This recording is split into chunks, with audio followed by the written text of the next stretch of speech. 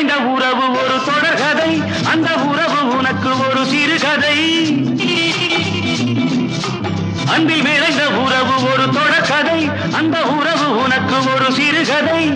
கண்ணன் தனிமையிலே பாட, ராதை தன் வழியே ஓட. இந்த பிரிவை தாங்குமோ என் மனம்? ஒரு நூலில் ஆடுகின்ற ஊஞ்சல் போன்றதடி நாடும் மாறுகின்ற உன் மனம். எனக்கென்று புரிந்தது எவள் என்று தெரிந்தது.